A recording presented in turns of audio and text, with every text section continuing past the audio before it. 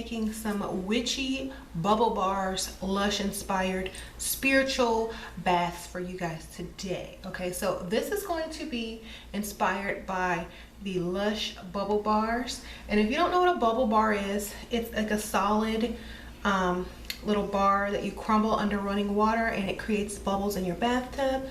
But with these, you can actually put herbs, food coloring, and like make your bath turn a whole different color. You can put oils, essential oils, herbs, flowers, and so you can create kind of like a spiritual bath all in one with your bubbles as well. So I'm going to go ahead and show you guys how I make mine, and if you want to attempt to make this at home, you just need a few household ingredients that you probably already have. So I'm going to get into it. I'm going to show you exactly what you need. It's easy. You can buy all of this stuff in the grocery store. Okay, so what you guys are going to need for this tutorial is a bowl. You're going to need baking soda, and preferably a lot, maybe a cup or more, depending on how much you're going to make. I always say a cup. Then you're going to need some cornstarch, also the same amount, like a cup. You're going to need some food coloring. You can get this in your bakery aisle. I have all different colors. I have the neon colors as well, which are really pretty because they're really nice and light and girly, or you can get the regular colors, which will give you a deeper color. You can also use some shower gel. Any type of liquid soap is going to work. So any type of shower gel. I got this Daily Defense Tropical Coconut because, first of all, it's inexpensive and I like coconut, and it already has the aloe extract and the coconut oil in it, so, and coconut fragrance, so that's an added bonus. Then you want to get some type of oil or carrier oil to moisturize the bubble bar. This is olive oil and castor. This is 3 oils in 1. And then you're going to want your scent, which is your essential oil. So we have lemongrass. I do have some peppermint. I have patchouli. You can use whatever type of witchy scent you want, whatever essential oil you want, according to the type of spiritual bath you are making, as well as any type of herb. I'm going to use lavender today. You can use basil for a money inspired spiritual bath. You can use rose for a love spiritual bath. You can use you know, rosemary and all that kind of stuff for like protection, spiritual bath. So it's up to you what you're gonna make. So I have already made one with lavender that's almost halfway dry. And this almost looks like a little pyramid, and it has like the lavender stem sticking out. I did add a little bit of glitter. And inside this bubble bar are these lavender buds. And so when you crumble this up underneath the running water, you're gonna get a lavender bath, as well as this wonderful oil and this wonderful essential oil smell. And then the food coloring is going to help turn your bath like a really pretty blue color. So yes, that is how things are gonna work. Also, you're gonna need a little bit, if you like Epsom salt. This step is totally optional. This just like relieves muscle aches and pains and kind of relaxes you and kind of detoxes as well. So go ahead and use some of this. I use like about a tablespoon or 2 tablespoons of the Epsom salt. You can also use sea salt, doesn't matter, or regular salt if you don't have all that fancy stuff. Okay, so let's get started. If y'all hear like some plates and stuff, okay, don't worry about it. Okay, so I have some Van oil that I made, and I can use this as my essential oil to moisturize if I'm going to make like a good luck spiritual bath or a protection spiritual bubble bar bath. You can go ahead and use your witchy oil, okay? But for you guys who don't have any like oils or witchy oils made, this is perfectly fine. You can find this in the hair section of your grocery store. They just have like these almond oils. You can just get almond oil, doesn't matter. Okay, so let's start off. Let's go ahead and put some baking soda. I put about a cup in, and also I do have some vervain that I can put in there as well to make it more, protection. against like psychic attack and all that kind of stuff.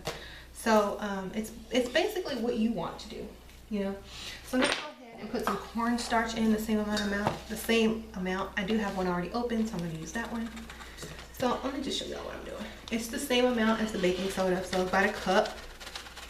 And I'm gonna go ahead and put the camera down so you all can see what I'm doing, okay? Here we go. Okay. So now here's my bowl. I've got my dry ingredients in there, my cornstarch and my baking soda. Now I'm gonna add a little bit of Epsom salt, just for that soothing effect. So that's always nice. Okay, so what you want to do is mix your dry ingredients together. Make sure your spoon is dry because you don't want to start the baking soda reaction. So mix all your dry ingredients like that. Oh my gosh, I got it all over. Okay, that's okay. So now that that's done, you're going to want to add your oil, a couple drops at a time. So I'm going to go ahead and add my ban oil. Drop here, drop there. And this is going to be more of a protection or cleansing, you know. So I'm going to go ahead and add my lemongrass, because if you know hoodoo or practice hoodoo, you know ban oil has a strong lemongrass smell. So I'm going to put a lot of this lemongrass scent because I want it to smell good. I put about 10 or 12, I don't know, did y'all count, drops of the lemongrass essential oil. Now I'm going to take some vervain roots and I'm going to just sprinkle that in there as well. I'm going to give it another stir. And like, you can put your intentions into this while you're making it, no problem.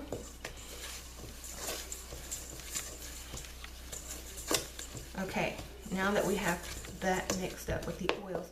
Now if you want this more moisturizing, go ahead and take some of your regular oil. You can use almond oil, avocado oil, baby oil if you don't have any oil, and just add more oil. This is going to make it really moisturizing when you get in your bathtub, and so your skin's going to be really soft as well. So go ahead and mix that up. It smells really good. Okay, so now you're going to add your liquid soap. Some people like to use like very fragrant liquid soaps to get that smell also. Don't add too much, add a little bit, because you're going to try to get the consistency of like that magnetic or kinetic sand, almost like a dough. So just mix a little bit in at a time. Okay, so I think I'm going to need a little bit more. Just another squirt. Okay, so we're going to keep mixing, and I think we might just need a little bit more. It's better to add a little at a time, and if you add too much, you can add some more baking soda and cornstarch as well to thicken it back up, but you know, add a little bit at a time. So I think I have the consistency that I want, but I wanted a little bit more, so I'm going to just add a little bit more, and that's it. So this should be good. So now I'm going to just stir this up. Now it's time to add the food coloring. So I think for protection, a good color, I'm going to add purple. Okay, I'm going to do purple. So I'm adding like 3 big drops of this purple food coloring.